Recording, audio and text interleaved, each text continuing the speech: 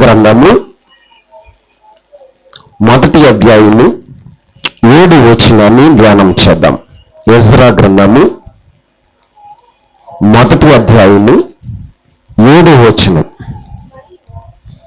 మరియు నెబుకద్నెజరు యెరూషలేములో నుండి తీసుకొని వచ్చి తన దేవతల యొక్క గుడి యందు ఉంచిన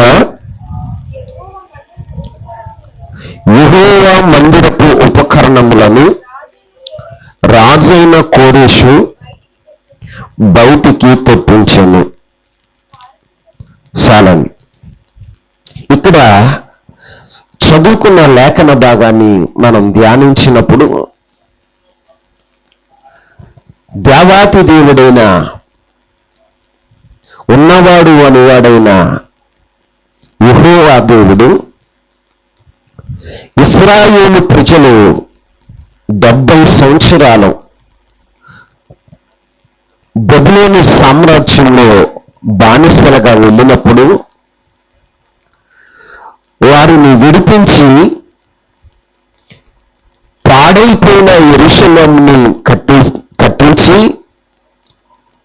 పాడైపోయిన దేవుని మందిరాన్ని ఆయన కట్టించి ఆ మందిరాన్ని పునరుద్ధరించాలని ఆశపడిన వాడుగా ఉన్నాడు. ఆయన పునరుద్ధరించాలని ఆశపడ్డాడు. ఆయన పునరుద్ధరించడానికి ఏం చేశాడయ్యా అంటే ఆయన యెరూషలేము యొక్క మందిరాన్ని కట్టడానికి ఆ పునరుద్ధాన కాలములో అసాధారణమైన గుణశీలత కలిగిన కొందరిని దేవుడు ఏర్పాటు చేసుకున్నాడు. అసాధారణమైన గుణశీలత కలిగిన వారిని కొందరిని దేవుడు ఏర్పాటు చేసుకున్నాడు. ఆ ఏర్పాటులో మొట్టమొదటి వాడు ఎవరయ్యా అంటే కోరెషు మహారాజు. ఎవరు చెప్పండి? ఈ కోరెషు ఎవరయ్యా అంటే పారసిక దేశపు రాజైన కోరెషు. ఇతడు ఒక అన్యజనుడైన కోరెషును దేవుడు ఏర్పాటు చేసుకుని ఆయనకు ఆజ్ఞాపించాడు. ఏమని తెలుసా? యెరూషలేములో ఉన్న మందిరాన్ని నీవు కట్టు అని దేవుడు ఆజ్ఞాపించాడు. ఆయన ఆజ్ఞ మేరకు, ఆయన ప్రేరేపణ మేరకు కోరెషు మహారాజు దేవుని మందిరాన్ని కట్టడానికి పూనుకున్నాడు. ఆ దేశంలో ఉన్న ప్రజలందరినీ, ఇశ్రాయేలు ప్రజలను, యోధా ప్రజలను, ఆ దేశంలో ఉన్న నివసిస్తున్న ప్రజలందరికీ ప్రకటన చేశాడు. ఏం ప్రకటన చేశాడయ్యంటే, మీరు ఎవరైతే ప్రేరేపింపబడ్డారో వారు యెరూషలేము మందిరాన్ని కట్టడానికి వెళ్ళవచ్చు అని ఆయన ప్రకటన చేసి ఆ యెరూషలేము మందిరాన్ని కట్టడానికి కొంతమంది ప్రజలు పూనుకుని ప్రేరేపించబడి యెరూషలేముకు వెళ్ళటానికి సిద్ధపడినప్పుడు కోరెషు మహారాజు ఏం చేశాడో తెలుసా? ఏం చేశాడు? మరలా 7వ వచనాన్ని చదువుకుందాం. మరియు నెబుకద్నెజరు యెరూషలేములో నుండి తీసుకొని వచ్చిన తన దేవతల యొక్క గుడియందుంచిన యెహోవా మందిరపు ఉపకరణములను రాజైన కోరెషు బయటికి తెప్పించెను. ఆమేన్. మందిరం యొక్క పునరుద్ధరణ జరుగుతూ ఉండగా మందిరములో యెరూషలేము మందిరములో, జీవము కలిగిన దేవుని మందిరములో ఉండవలసిన ఉపకరణాలు కొన్నిటిని నెబుకద్నెజరు ఏం చేశాడో తెలుసా? బంగారము, వెండి, విలువైన వస్తువులతో తయారు చేసిన ఉపకరణాలన్నీ తీసుకుని వెళ్ళి తన దేవత యొక్క గుడిలో పెట్టాడు. ఎక్కడ పెట్టాడని? తన దేవత గుడిలో పెట్టాడు. ఆ దేవత గుడిలో పెడితే నెబుకద్నెజరు యొక్క కుమారుడు బెల్షాజరు ఏం చేశాడో తెలుసా? జీవము కలిగిన దేవుని ఉపకరణాలని తీసుకుని వచ్చి త్రాగుబోతుల విందులో పెట్టాడు. ఎక్కడ పెట్టాడు? ఆ రోజు దేవుని తీర్పు పరలోకము నుండి వచ్చి బెల్షాజరు తాగి ప్రజలందరితో సంతోషిస్తున్న ఆ సమయంలో ఒక హస్తం వచ్చి గోడ మీద ఒక రాత రాసింది, మెనీ టెకెల్ ఓ పార్సిల్ అని. దాని అర్థం తెలుసుకున్న తర్వాత బెల్షాజర్ చనిపోయాడు. బెల్షాజర్ చనిపోయిన తర్వాత ఆ ఉపకరణాలన్నీ మళ్ళీ ఎక్కడ పెట్టారో తెలుసా? ఆ దేవతా మందిరంలో పెట్టారు. ఎక్కడ పెట్టారు? దేవతా మందిరంలో పెట్టారు. దేవుడు తన మందిరాన్ని పునరుద్ధరించాలని కోరేషును ప్రేరేపించినప్పుడు కోరేషు ఏం చేశాడో తెలుసా? దేవతా మందిరంలో ఉన్నటువంటి జీవము కలిగిన దేవుని ఉపకరణాలను బయటకు తెప్పించిన వాడగా ఉన్నాడు. ఆమేన్ చెప్పండి. ఈ రోజున దేవుడు తన మందిరములో ఉన్న ఉపకరణాలని కూడా ఏం చేయాలనుకుంటున్నాడో తెలుసా? పునరుద్ధరించాలని అనుకుంటున్నాడు. ఏం చేయాలనుకుంటున్నాడు? పునరుద్ధరించాలని అనుకుంటున్నాడు. ఒకప్పుడు శత్రువు చేతిలో వాడబడిన ఉపకరణాలు, ఎవరి చేతిలో? శత్రువుల చేతిలో వాడబడిన ఉపకరణాలని ఆయన మరలా పునరుద్ధరించి తన మందిరములో తన మహిమ కొరకు వాడుకోవాలని ఇష్టపడుతున్నాడు. ఆమేన్. ఈ రోజున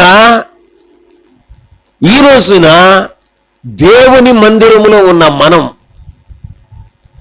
దేవుని ఆలయములో ఉపకరణాలుగా వాడబడిన మనం మన అవివేకాన్ని బట్టి, మన స్వసిత్తాన్ని బట్టి, మన గర్వాన్ని బట్టి దేవుణ్ణి అనుసరించవలసిన మనం దేవుణ్ణి అనుసరించకుండా స్వసిత్తాన్ని నెరవేర్చినప్పుడు దేవుడు ఏం చేశాడో తెలుసా? మనలను శత్రువులకు అప్పగించాడు. ఎవరికి అప్పగించాడు? దేవుని ప్రజలైన ఇశ్రాయేలు ప్రజలు పాలు తేనెలు ప్రవహించేటువంటి దేశంలో దేవుడు స్థిరపరిస్తే, కనాను దేశాన్ని వారికి స్వాస్థ్యంగా దేవుడు ఇస్తే వారేం చేశారో తెలుసా? దేవుని ప్రజలైన వారు దేవుణ్ణి అనుసరించటం మానివేసి కనానీయులను అనుసరిస్తున్నారట. కనాను దేవతలను అనుసరిస్తూ ఉన్నారు. కనాను పద్ధతులు నేర్చుకున్నారు. ఐగుప్తులో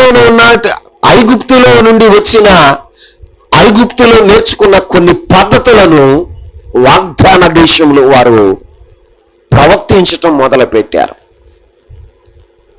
దేవుడు వారిని చూసినప్పుడు ఆయనకి వారి మీద కోపం వచ్చింది. కోపం వచ్చి దేవుని ప్రజలైన వారిని 70 సంవత్సరాలు బబులోను సామ్రాజ్యానికి అప్పగించాడు. ఏ సామ్రాజ్యానికి? బబులోను సామ్రాజ్యానికి అప్పగించాడు. బబులోను రాజైన నెబుకద్నెజరు యెరూషలేము మీదకి దండెత్తి వచ్చి యెరూషలేము యొక్క ప్రాకారాల్ని పడగొట్టి వాటి గుమ్మములను అగ్ని చేత కాల్చివేసి దేవుని మందిరాన్ని పడగొట్టి దేవుని మందిరములో ఉన్నటువంటి వెండి, బంగారము, విలువైనటువంటి వస్తువులతో తయారు చేసిన ఉపకరణాలన్నీ, దేవుని మందిరములో ఉన్న ఉపకరణాలన్నీ తీసుకుని వెళ్ళి తన దేవతా మందిరంలో పెట్టాడు. ఎక్కడ పెట్టాడండి? ఇప్పుడు దేవుని మందిరంలో ఉండవలసిన ఉపకరణాలు ఎక్కడున్నాయి? అన్య దేవత మందిరంలో ఉన్నాయి. అంతేకాదు దేవుని కొరకు వాడబడవలసిన పాత్రలు ఎక్కడ వాడబడినాయో తెలుసా? దేవుని ప్రజలకు శత్రువు అయినటువంటి బెల్షాజర్ చేతిలో వాడబడినాయి. అవి అపవిత్రపరచబడినాయి. ఏమైనా అపవిత్రపరచబడినాయి. ఆ వస్తువులు మరలా ఎక్కడున్నాయి అంటే అన్య దేవత గుడిలో ఉన్నాయి. ఎక్కడున్నాయి? దేవుని ఉద్దేశం ఏంటో తెలుసా? యెరూషలేం మందిరమును పునరుద్ధరించి ఆ మందిరంలో ఉండవలసిన ఉపకరణాలను కూడా ఆయన పునరుద్ధరించాలని ఇష్టపడిన వాడుగా ఉన్నాడు. ఆ ఇష్టపడ్డాడు కాబట్టి ఆ పునరుద్ధానములో ఉన్న కొనసాగింపే ఈ యొక్క మందిరంలో ఉన్న ఉపకరణాల్ని మరలా ఆయన పునరుద్ధరించుచున్నాడు. ప్రియులారా, మనం ఎక్కడున్నాం అంటే దేవుని మందిరంలో ఉన్నాం. ఎక్కడ? ఒకప్పుడు మన జీవితాలు కూడా ఎలా ఉన్నాయి అంటే దేవుని మందిరములో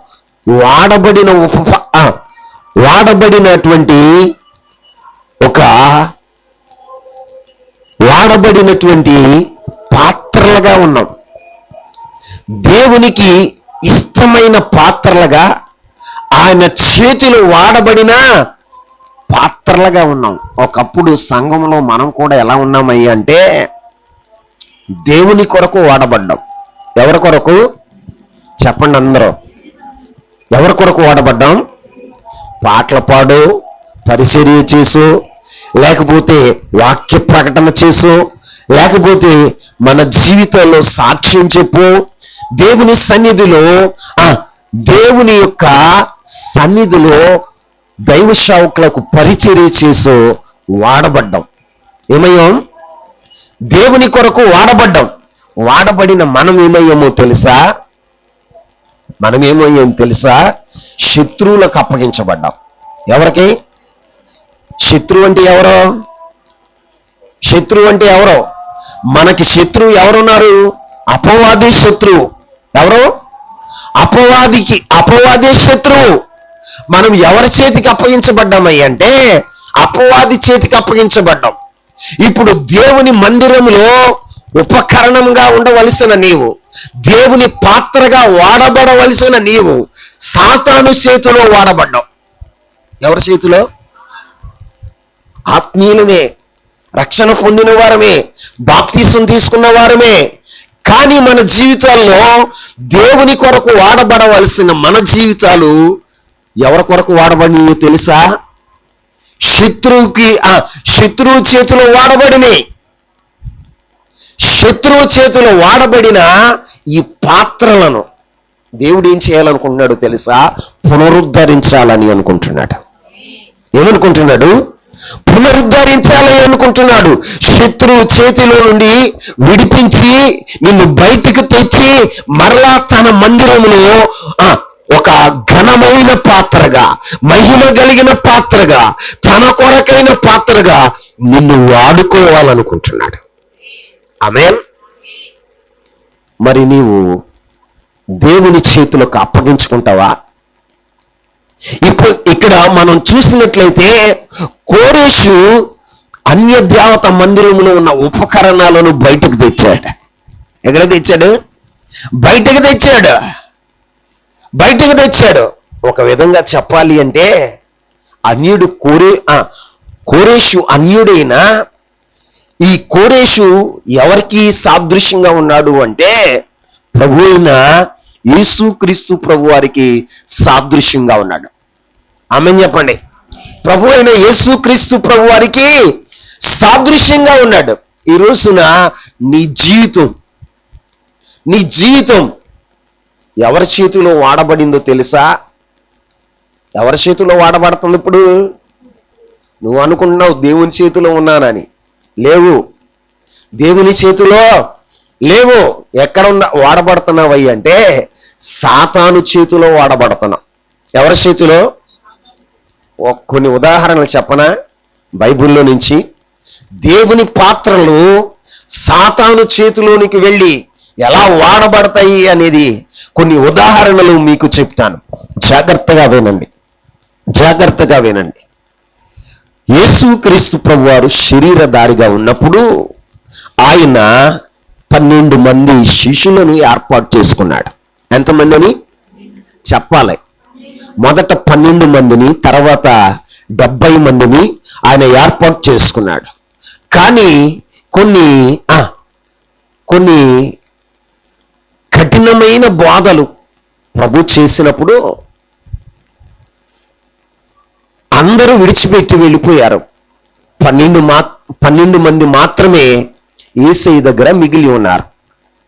యేసయ్య దగ్గర మిగిలి ఉంటే యేసయ్యతో 3.5 సంవత్సరాలు తిరిగినటువంటి యోధా ఇస్కరియోతు సాతాను చేత ప్రేరేపించబడి యేసయ్యను అప్పగించటానికి శత్రువులతో చేతులు కలిపాడు. ఎవరితో? శత్రువులతో చేతులు కలిపి యేసయ్యను విడిచిపెట్టి వెళ్ళిపోయాడు. ఇతని జీవితం చాప్టర్ క్లోజ్. అక్కడితో ఆయన జీవితం క్లోజ్ అయిపోయింది. కానీ అపోస్తుల్లో ప్రథముడు ఎవరో తెలుసా? పేతురయ్య. చెప్పండి. పేతురు గారు, సీమోను పేతురు. ఆయన ఏమన్నాడో తెలుసా? యేసయ్యా, నీ కొరకు నా ప్రాణాన్నైనా పెడతాను. ఇదిగో వీరందరూ విడిచిపెట్టినా నేను మాత్రం నిన్ను విడిచిపెట్టను. నా ప్రాణం పోయినా కూడా నిన్ను విడిచిపెట్టనని వాగ్దానం చేశాడు. ఏం చేశాడో తెలుసా? ఒకసారి చదవండి. యోహాను శుభవార్త 13వ అధ్యాయం 38వ వచనాన్ని చదువుదాం. యోహాను శుభవార్త 13వ అధ్యాయం 38వ వచనం. యేసు, నా కొరకు నీ ప్రాణమును పెట్టుదువా? ఆయనను ఎరగనని ముమ్మారు చెప్పక ముందే కోడి కూయదని నిశ్చయంగా నీతో చెప్పుచున్నాను అనేను. ఆమేన్. ఇప్పుడు సీమోను పేతురు ఎన్ని సంవత్సరాలుగా ప్రభుతో కలిసి నడిచాడు? 3.5 సంవత్సరాలు. చెప్పండి, అందరు చెప్పండి. 3.5 సంవత్సరాలు యేసయ్యతో కూడా కలిసి నడిచాడు. ఆయనతో కూడా ఆయన ఎక్కడికి వెళితే అక్కడ ఉన్నాడు. అద్భుతం చేసిన కాడ ఉన్నాడు. చనిపోయిన వారిని లేపినప్పుడు ఉన్నాడు. కుంటి వారిని బాగు చేసినప్పుడు ఉన్నాడు. 5 రొట్టెలు 2 చిన్న చేపలు 5,000 మందికి పంచినప్పుడు ఉన్నాడు. అద్భుతాలు ఆశ్చర్య కార్యాలు చేసినప్పుడు ఉన్నాడు.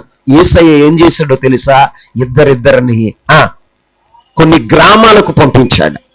ఎక్కడికి పంపించాడు? కొన్ని గ్రామాలకు పంపించి సువార్త ప్రకటించండి. అమ్మా, నేను ఇంత గట్టిగా అరుతుంటే మీకు నిద్ర ఎట్టవుతుంది?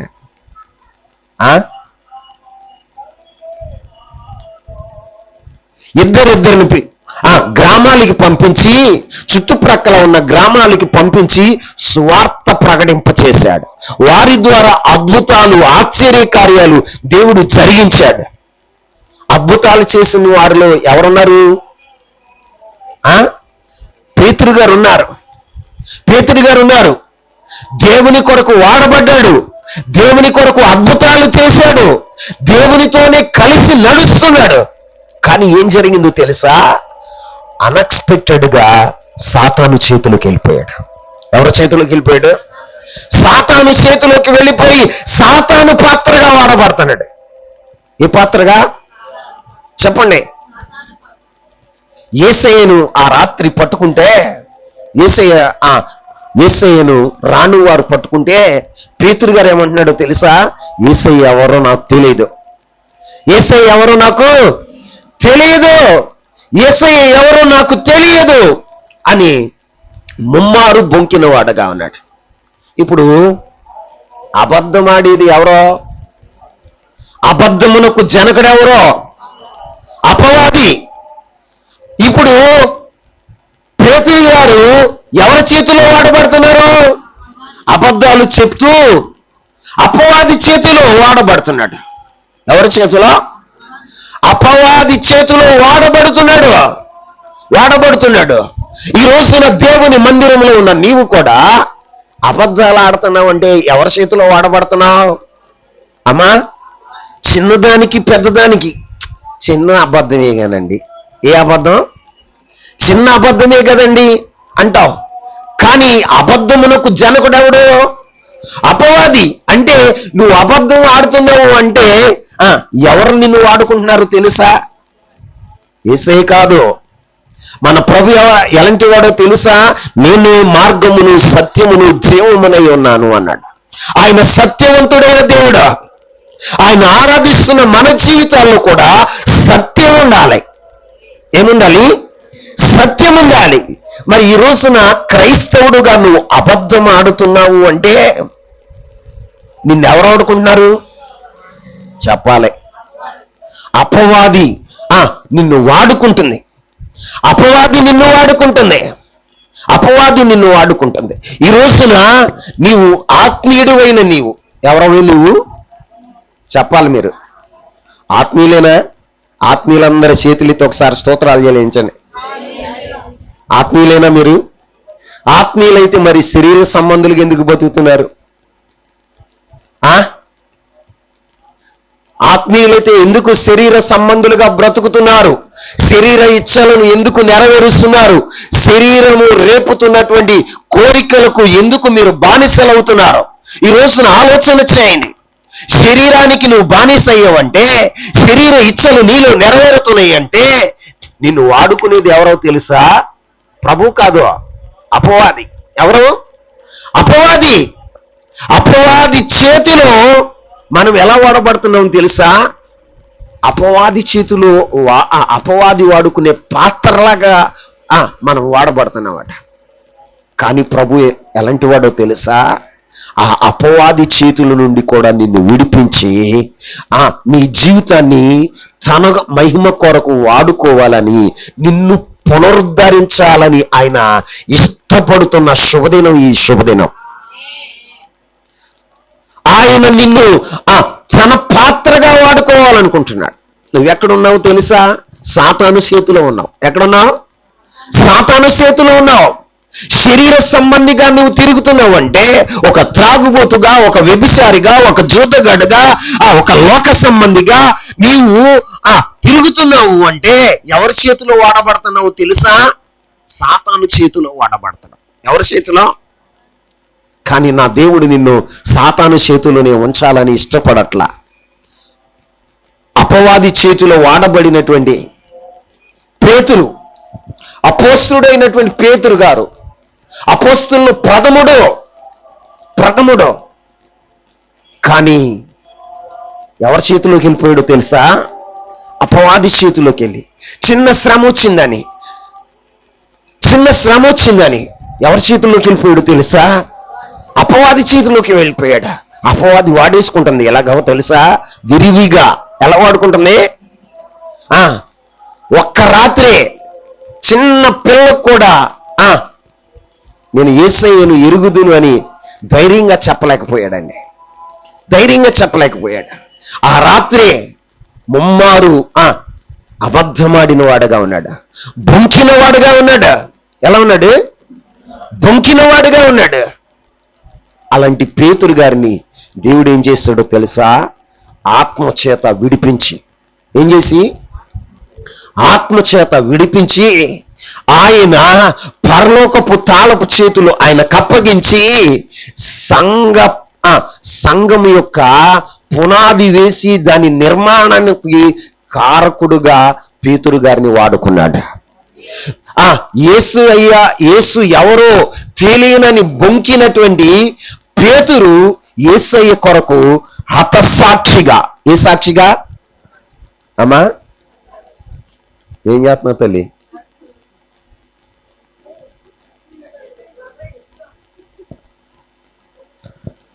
హతసాక్షిగా ఆ కవర్లో వేసి చేతిలో పట్టుకో, కవర్లో వేసి చేతిలో పట్టుకోమ్మా. నువ్వు లేచి డిస్టర్బ్ చేయట్లే. హల్లెలూయా. అపవాది చేతిలో వాడబడినటువంటి పేతురు గారు ఇప్పుడు ఎలా వాడబడుతున్నాడో తెలుసా? దేవుడు పునరుద్ధరించాడు. ఏం చేశాడు? నా వైపు చూడండి, అందరం మనసు ఇచ్చి పెట్టండి. ఒక మాట మీకు చెప్పనా? ఒకసారి బిల్లి గ్రహం అయ్యగారు రేడియోలో సువార్త చేస్తున్నాడంట. ప్రపంచమంతా ఒకేసారి సువార్త ప్రకటించాలని అన్ని ఛానళ్ళు కూడా ఆయన ఎన్నో కోట్ల రూపాయలు ఖర్చు చేసి సువార్త ప్రకటిస్తున్నాడట. అందులో ఆ సువార్త ప్రకటించడానికి సహకరించిన ఒక టీం ఉంది. ఆ టీము ఎలాంటిదంటే, టెక్నికల్గా ఏదన్నా ప్రాబ్లం వస్తే చేయగలిగినటువంటి సామర్థ్యం కలిగిన వారు. ఆయన అంతా రెడీ చేసి టేకప్ చేయగానే ఏం జరిగిందో తెలుసా? బిల్ గ్రహం గారు ప్రసంగం చెప్తూ ఉన్నాడట. ఏం చెప్తున్నాడు? ప్రసంగం చెప్తున్నాడట. ఈలోగా ఏం జరిగిందో తెలుసా? ఆ ప్రసంగం చెప్తూ ఉండగా జనరేటర్ వైరు కట్ అయిపోయింది. ఏమైపోయింది? కట్ అయిపోయింది. కరెంటు పోతే, ఆ స్టేషన్లో కరెంటు పోతే కొన్ని వందల కోట్ల రూపాయలు నష్టం అవుతుంది. అంతేకాదు, ప్రపంచానికి వెళ్ళవలసిన సువార్త వెళ్ళదు, ఆగిపోతుంది. అప్పుడు అక్కడ ఒక ఎలక్ట్రీషియన్ ఉన్నాడట వాళ్ళ టీంలో. ఆ ఎలక్ట్రీషియన్ ఏం చేసాడు తెలుసా? తెగిపోయిన ఆ వైర్ని ఇలా పట్టుకుని, ఇంకొక వైర్ని ఈ చేత్తో పట్టుకుని, నాలో నుండి కరెంటు ప్రవహించాలని ఆ రెండు తెగిపోయిన వైర్ని కలిపి పట్టుకున్నాడట. ఆ జనరేటర్ నుంచి వచ్చిన కరెంటు వోల్టేజ్కి ఆ వ్యక్తి మరణించాడు. ఏం చేశాడు చెప్పండి? చచ్చిపోయాడు. కానీ ఆ వైర్ను మాత్రం వదల్లా. ఎందుకో తెలుసా? ప్రపంచమంతా దేవుని సువార్త ప్రకటించబడుతుంది. ప్రపంచం దేవుని తట్టు తిరగాలి, దేవుని రాజ్యంగా మార్చబడాలి అని ఒక సంకల్పంతో తన ప్రాణాన్ని త్యాగం చేయటానికి ఇష్టపడ్డాడట. ఏం చేయటానికి? డిస్టర్బ్ అవ్వకూడదని. చిన్న గాజు పురుగు మీ మధ్యలోకి వచ్చే వాక్యం ఏంటో మానేశారు. ఎటు చూస్తున్నారో తెలుసా? ఈ మాటలు జీవం కలిగిన మాటలు. ఈ మాటలు మీ జీవితాల్లో కార్యసిద్ధిని కలగచేసేవి. ఈ జీవం కలిగిన మాటలు, కార్యసిద్ధిని కలగజేసే మాటలు, మీ జీవితాలను మార్చే మాటలు మీరు వినాలి, శ్రద్ధగా వినాలి. చిన్న చిన్న గొంగళ పురుగులకి, గాజు పురుగులకి భయపడిపోతే నువ్వేం క్రైస్తవుడివి?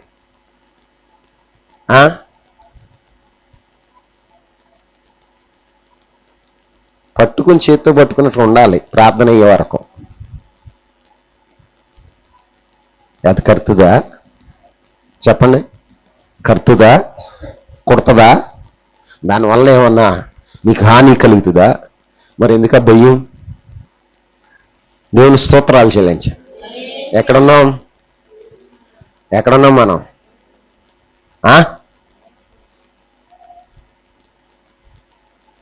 పేతురు దేవుని చేతిలో వాడబడవలసిన పేతురు సాతాను చేతిలో వాడబడ్డాడు. అప్పుడు దేవుడు యేసయ్య ఆయన వైపు చూడగానే పేతురు పశ్చాత్తాపంతో, సిగ్గుతో తల ఉంచుకుని కన్నీళ్లు విడిచాడు. ఆ రాత్రి ఏం చేశాడు? కన్నీళ్లు విడిచాడు. అయ్యా, నీవెవరో నాకు తెలియదని నేను ఒప్పుకోలేదయ్యా, నన్ను క్షమించు అంటూ తాను పశ్చాత్తాపడి ఏడ్చాడు. యేసయ్య సిలువ మరణం తర్వాత, ఆయన పునరుద్ధానుడై తిరిగి వెళ్ళిన తర్వాత, ఆత్మను పొందుకున్న తర్వాత, రాజుల ఎదుట, అధికారుల ఎదుట యేసు నిజమైన దేవుడు, ఆయనే రక్షకుడు, ఆయన పునరుద్ధానుడైన దేవుడు అని ప్రపంచానికి ప్రకటించిన వాడుగా ఉన్నాడు. ఆయన దేవుని కొరకు ఒక బలమైన సాధనంగా, దేవుని చేతిలో ఒక భూషణ కిరీటంగా, మహిమ కలిగిన పాత్రగా, యోగ్యమైన పాత్రగా వాడబడిన వాడుగా ఉన్నాడు. ఆయన ఆత్మను పొందుకున్న తర్వాత రాజులకు భయపడకుండా, అధికారులకు భయపడకుండా, మరణానికి భయపడకుండా యేసయ్యను ప్రకటించిన వాడుగా ఉన్నాడు. ఒకప్పుడు యేసు ఎవరు అంటే నాకు తెలియదు అన్నాడు. ఏమన్నాడు? యేసు ఎవరో నాకు తెలియదని అపవాది చేతిలోనికి వెళ్ళి అపవాది చేతిలో వాడబడ్డాడు. కానీ దేవుడు అతన్ని అక్కడే ఉంచకుండా, అపవాది చేతిలో ఉంచకుండా విడిపించి తన పాత్రగా ఆయన్ని వాడుకోవటానికి పునరుద్ధరించాడు. ఈ రోజున నిన్ను కూడా నా ప్రభు ఏం చేయాలనుకుంటున్నాడో తెలుసా? తన పాత్రగా వాడుకోవటానికి పాడైపోయిన నీ జీవితాన్ని, పతనమైపోయిన నీ జీవితాన్ని, చెడిపోయిన నీ జీవితాన్ని ఆయన పునరుద్ధరించాలని అనుకుంటున్నాడు. ఆయన ఇష్టపడుతున్నాడు. ఈరోజు ఆయన చేతులకు అప్పగించుకుంటావా? పాత్ర పాడైపోయింది. ఏమైపోయింది చెప్పండి? పాత్రలు ఏమైనాయో తెలుసా? అన్య దేవత గుడిలో వాడబడి, ఆ పాత్రల నిండా ఏముందో తెలుసా? మట్టి ఉంది. ఏముంది? మలినం ఉంది. పాత్రలన్నీ కూడా అవి ఉండవలసినటువంటి మహిమ వాటిలో లేదు. ఇప్పుడు ఒక పాత్ర ఉందండి. ఏ పాత్ర? రాగి పాత్ర ఉందనుకోండి, ఒక బంగారు పాత్ర ఉందనుకోండి, లేకపోతే వెండి పాత్ర ఉందనుకోండి. అది కొంతకాలం మట్టిలో పడింది. ఎక్కడ పడింది? మట్టిలో పడినప్పుడు మట్టిలో కలిసిపోతుంది. మట్టిలో పడినప్పుడు అది దాని యొక్క మహిమను కోల్పోతుంది. ఏం కోల్పోతుంది? మహిమ అంటే చెప్పండి. తన మెరుగును కోల్పోతుంది. అది ప్రకాశించవలసిన ప్రకాశిత దాంట్లో ఉండదు. కానీ దాన్ని మరలా మెరుగు పెట్టాలంటే దాన్ని ఏం చేయాలో తెలుసా? ఆ మట్టినంతటిని తీసివేసి నీళ్లతో కడిగి ఏం చేస్తారో తెలుసా? బంగారాన్ని అయితే కొలిమిలో వేస్తారు. ఎక్కడ? చెప్పండి. కొలిమిలో వేస్తారు. కొలిమిలో వేసినప్పుడు బంగారం ఏమవుతుందో తెలుసా? పుటము వేయబడినప్పుడు అది స్వచ్ఛమైన బంగారంగా మార్చబడుతుంది. అంటే నీ జీవితంలో దేవుడు ఏం చేస్తాడో తెలుసా? నిన్ను కూడా తన పాత్రగా వాడుకోవటానికి, నిన్ను కూడా శుద్ధి చేసి, నిన్ను కూడా పుటములో వేసి ఆయన ఏం చేస్తాడో తెలుసా? మెరుగు పెట్టేవాడగా ఉంటాడు. ఆమేన్ చెప్పండి. కొంతమంది జీవితాల్లో క్రైస్తవులే సాతాను చేతిలో వాడబడతా ఉంటారు. ఎవరి చేతిలో? చెప్పండి. సాతాను చేతిలో ఎలా వాడబడతాడు? ఓ తాగుబోతుడుగా ఉన్నాడు, కుటుంబంలో పేదరికాన్ని ఎత్తాడు. దేవుడే చేస్తాడు. ఏం చేస్తాడు? కుటుంబంలో పేదరికాన్ని ఇస్తాడు. భార్య భర్తల మధ్యన ఐక్యత లేకుండా చేస్తాడు. కుటుంబం అంతా విచ్ఛిన్నమైపోయిన పరిస్థితికి తీసుకొస్తాడు. అవి ఎందుకు తీసుకొస్తున్నాడు తెలుసా? ఎందుకు తీసుకొస్తున్నాడు? నిన్ను రూపుదిద్దాలని, నిన్ను మహిమతో నింపాలని నీవు తెలుసుకోవాలి. నువ్వేం చేస్తావో తెలుసా? దేవుడు ఏం చేశాడు? నా జీవితాన్ని పాడు చేశాడు. మా ఆవిడ నా మాట వినకుండా పోయింది అంటావు. అరే బాబు, నీ భార్య నీ మీద తిరుగుబాటు చేయటానికి కారణం ఏంటో తెలుసా? నువ్వు వాడబడవలసిన చోటన వాడబడట్లా. వాడబడవలసిన వాని చేతులు నువ్వు వాడబడకుండా, వాడబడకూడని వాని చేతులు నువ్వు వాడబడుతున్నావు.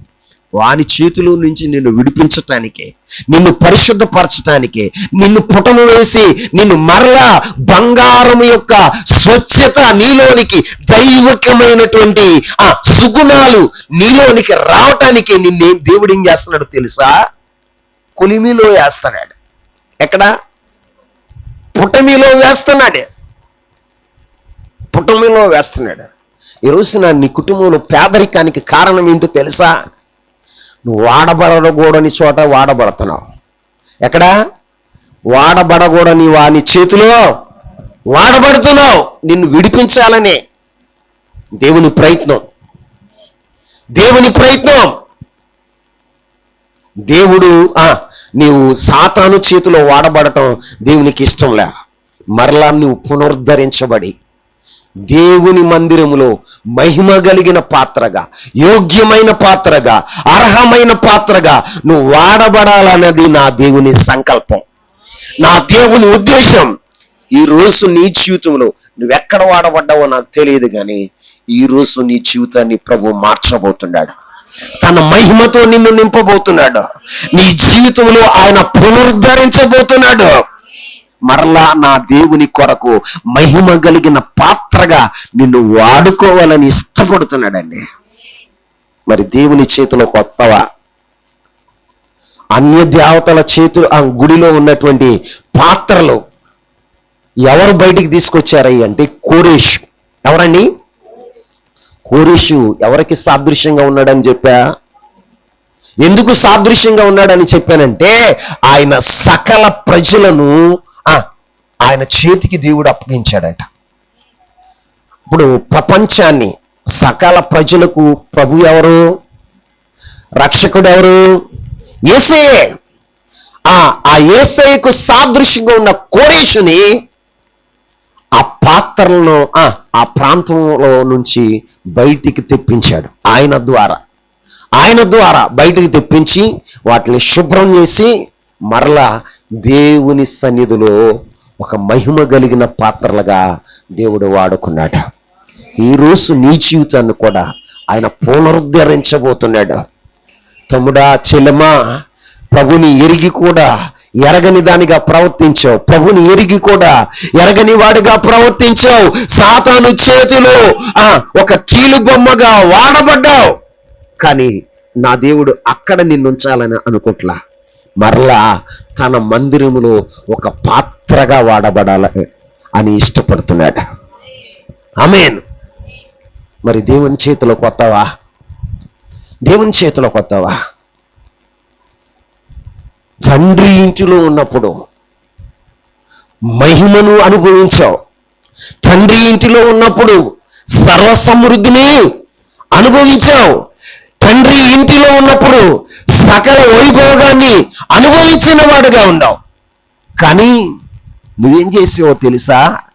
తండ్రి ఇంటిని విడిచిపెట్టి దూర ప్రాంతానికి వెళ్ళి నువ్వేం చేసావో తెలుసా? దుర్వ్యాపారం చేసావు. ఏ వ్యాపారం? ఆ దుర్వ్యాపారంలో భాగంగా అపవాది చేతిలో వాడబడ్డావు. ఎవరి చేతిలో వాడబడ్డావు? నిజమే. బైబిల్లో లోకాసు వార్త 15వ అధ్యాయంలో ఒక చిన్న కుమారుడు ఉన్నాడు. ఒక తండ్రికి 2 కుమారులు ఉంటే పెద్దవాడు తండ్రి ఇంటిలో ఉండి తండ్రి వ్యవసాయాన్ని చేసుకుంటూ తండ్రి చెప్పు చేతల్లో ఉన్నాడు. చిన్న కుమారుడు ఏం చేశాడో తెలుసా? తండ్రి ఆస్తిని పంచుకుని తండ్రి ఆస్తిని పంచుకుని దూర ప్రాంతానికి వెళ్ళి దుర్వ్యాపారం చేసి ఆస్తినంతా పోగొట్టాడు. శరీరాన్ని అపవిత్రపరుచుకున్నాడు, మలినం చేసుకున్నాడు, సమస్తమును పోగొట్టుకున్నాడు. ఎందుకు పోగొట్టుకున్నాడు తెలుసా? సాతాను చేతిలో వాడబడ్డాడు. ఎవరి చేతిలో చెప్పండి? సాతాను చేతిలో వాడబడిన ప్రతి ఒక్కరు కూడా వారు కలిగింది పోగొట్టుకుంటారు. వారు కలిగింది ఏం పోగొట్టుకుంటారు అంటే నీకున్న ప్రతిష్టతను పోగొట్టుకుంటావు, నీకున్న వైరాగ్యాన్ని పోగొట్టుకుంటావు, నీకున్నటువంటి నాజీరు వ్రతాన్ని నువ్వు పోగొట్టుకుంటావు.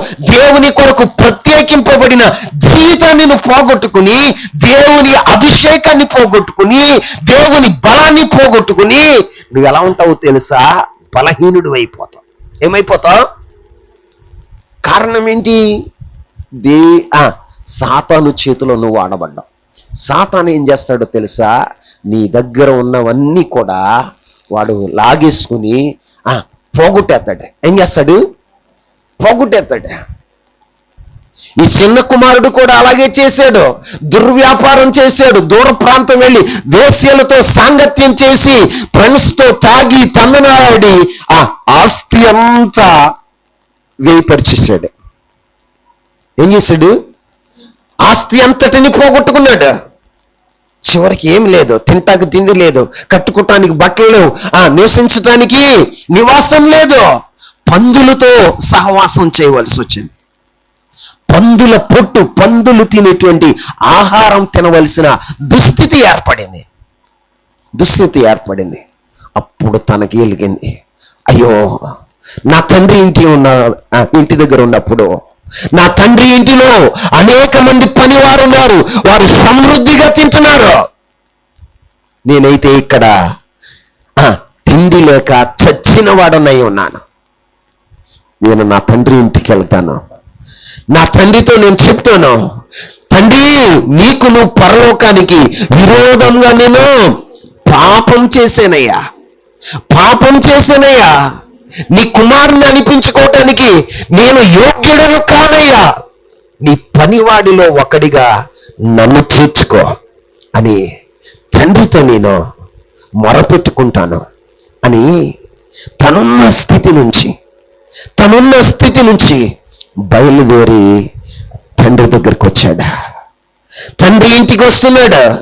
ఇంకా దూరంగా ఉండగానే తండ్రి ఇంటిలో నుంచి చూసి నా కుమారుడు వస్తున్నాడు అని దూరంగా ఉండగానే తండ్రి ఇంటిలో నుంచి మిద్ది మీ నుంచి గబగబా దిగి చిన్న కుమారుని ఎదుర్కొని ముద్దు పెట్టుకుని, మెడ మీద ముద్దు పెట్టుకుని కౌగిలించుకుని, తమ్ముడు బిడ్డా ఎంతకాలం అయిందిరా నిన్ను చూసి, నా దగ్గర ఉన్నప్పుడు ఎంత బాగున్నావు, ఎంత మహిమకరంగా ఉన్నావు, ఎంత ఆశీర్వాదకరంగా ఉన్నావు, ఇప్పుడు అన్నీ పోగొట్టుకుని దిక్కుమాలిన వాడుగా వచ్చేవేంట్రా, నీకు ఈ దుస్థితి ఎందుకురా అని తండ్రి తన కుమారుని కౌగిలించుకుని ముద్దు పెట్టుకుని తన్ని చేర్చుకుని తనకి స్నానం చేయించి మరలా ప్రశస్తమైన వస్త్రాలు కట్టబెట్టి తన వేలికి ఉంగరాన్ని తొడిగించి తన చెప్పులకు తన కాళ్ళకు చెప్పులు తొడిగించి విందు చేసిన వాడగా ఉన్నాడా? ఆమేన్. తన ఇంటిలో చేర్చుకున్నవాడగా ఉన్నాడా? నువ్వెంత పాపివైనా సరే నా ప్రభు తట్టు నువ్వు తిరగటానికి ఇష్టపడితే, నా ప్రభు ఇంటికి రావటానికి నువ్వు ఇష్టపడినట్లయితే, నువ్వు కూడా చిన్న కుమారులాగా ఎన్నో వ్యసనాలు ఉన్నాయి. నీకు త్రాగుడు ఉంది, వ్యభిచారం ఉంది, జూదం ఉంది, నువ్వు ఇంటర్నెట్లో బెట్టింగ్ చేసేటువంటి పరిస్థితులు నీకున్నాయి. సమస్తాన్ని కోల్పోయావు. ఇప్పుడైనా నా దేవుని దగ్గరికి వస్తావా? నా ప్రభు ఇంటికి వస్తావా? ఆయన నీకోసం ఎదురు చూస్తున్నాడు. ఆయన దగ్గరకు వచ్చే వారిని ఎవరిని త్రోసివేసే దేవుడు కాదు.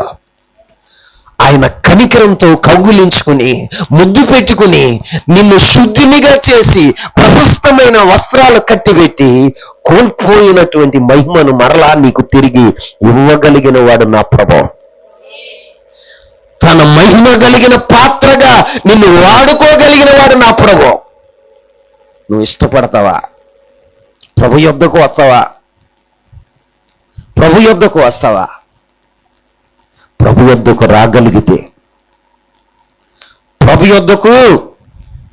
రాగలిగితే ప్రభు నీ జీవితంలో అద్భుతం చేస్తున్న శుభదినం ఈ దినం. నిన్ను తన మహిమ కొరకు వాడుకునేటువంటి శుభదినం ఈ దినం. ఒక అర్హమైన పాత్రగా ప్రపంచానికి తన చేతిలో ఒక భూషణ కిరీటంగా నిన్ను వాడుకోవటానికి ఆయన ఇష్టపడుతున్న శుభదినం ఈ దినం. మరి ప్రభు యొద్దకు వస్తావా? ఆయన పునరుద్ధరించగలడు నిన్ను. నువ్వు పాడైపోయిన పాత్రమైనా పర్లేదా, ఆయన పరమ కుమ్మరి, ఆయన పరమ కుమ్మరి. పాడైపోయినటువంటి పగిలిపోయినటువంటి పాత్రను మరొక పాత్రగా చేయగలిగిన వాడు, రాజులు వాడుకునేటువంటి అమూల్యమైన పాత్రగా, యోగ్యమైన పాత్రగా నిన్ను రూపుదిద్దగలిగిన వాడు నా ప్రభు. నా ప్రభు యొద్దకు నువ్వు వస్తావా? వస్తే నీ జీవితంలో ఈ రోజే ఒక అద్భుతం దేవుడు చేయబోతున్నాడు, ఆశ్చర్యకార్యం చేయబోతున్నాడు. నిన్ను తన చేతిలో పెట్టుకుని ప్రపంచానికి, ఇదిగో ఈ యొక్క పాత్ర నా చేతిలో ఉన్న ఒక భూషణ కిరీటమని నిన్ను మహిమ కలిగిన పాత్రగా ప్రపంచానికి చూపించగలిగిన దేవుడు నా ప్రభు. ఆమేన్ చెప్పండి. సాతాను చేతిలో వాడబడిన పాత్రవైనా నిన్ను తన చేతిలోనికి వస్తే, నువ్వు ఆయన చేతిలోనికి వస్తే, తన మహిమ కలిగిన పాత్రగా దేవుడు నిన్ను వాడుకుంటాడు. ఒకప్పుడు హింసకుడు, దోషకుడు, హానికరుడైన సౌలును పౌలుగా మార్చి ఆయన పాత్రగా వాడుకున్నాడు.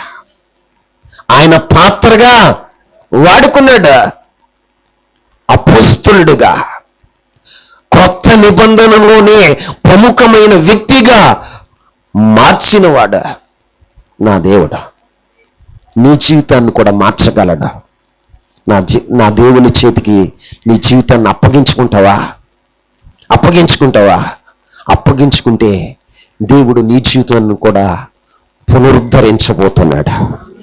నీ కుటుంబం పాడైపోయిందా? దేవుని యొద్దకు రండి. వ్యసనాక్రాంతులైపోయారా? దేవుని యొద్దకు రా, విడుదల పొందుతావు. ఆయన నిన్ను విడిపించి, నిన్ను శుద్ధినిగా చేసి, నిన్ను ఒక అమూల్యమైన పాత్రగా నా ప్రభు చేయబోతున్నాడు. అట్టి కృప పరిశుద్ధాత్మ దేవుడు మనందరికీ దయచేయును గాక. మోకరిస్తారా? చిన్న ప్రార్థన చేసుకుంటాం.